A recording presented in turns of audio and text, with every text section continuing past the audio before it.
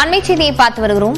பரந்தூர் விமான நிலைய எதிர்ப்பு குழுவினரை விஜய் சந்திக்க அனுமதி கோரி ஆட்சியரை தாவைக்குவினர் சந்திக்க திட்டமிட்டிருப்பதாக தகவல் வெளியாக இருக்கிறது. விவரங்களுடன் செய்தியாளர் செந்தில் ராஜா இணைந்திருக்கிறார். செந்தில் ராஜா, முழு விவரம் என்ன? லாவண்யா, தமிழக வெற்றி கழகத்தின் தலைவர் விஜய் பரந்தூர் மக்களை நேரில் சந்தித்து பேசுவதற்காக பாதுகாப்பு கேட்டு ஏற்கனவே மாவட்ட எஸ்பி மற்றும் தமிழக டிஜிபிக்கு கடிதம் வழங்கியிருந்தார்கள். இந்த நிலையில்தான் மாவட்ட ஆட்சியரை சந்தித்து பாதுகாப்பு வழங்க உத்தரவிட கோரி ஒரு கடிதம் கொடுக்க திட்டமிட்டிருக்கிறார்கள். இதற்கான அனுமதி கேட்கப்பட்டிருக்கிறது.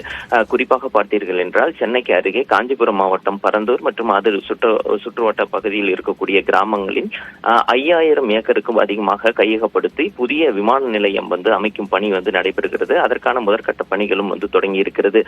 இதற்காக வனத்துறை மற்றும் சுற்றுச்சூழல் அமைச்சகம் அனுமதி வழங்கி இருக்கக்கூடிய நிலையில் தான் இந்த பணிகளானது தொடங்கி இருக்கிறது. இதை எதிர்த்து கடந்த 2 வருடங்களுக்கு மேலாக பரந்தூர் கிராம மக்கள் போராட்டத்தில் ஈடுபட்டு வருகின்றார்கள். இந்த நிலையில்தான் அந்த மக்களை தமிழக வெற்றி கழகத்துடைய தலைவரான விஜய் நேரில் சந்தித்து பேசுவதற்காக திட்டமிட்டார்.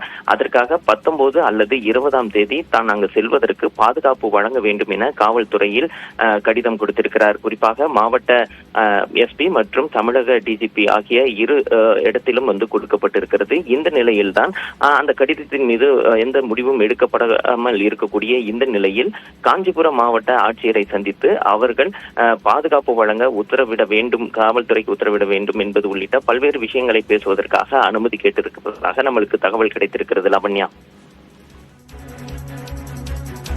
விவரங்களுக்கு நன்றி செந்தில் ராஜா.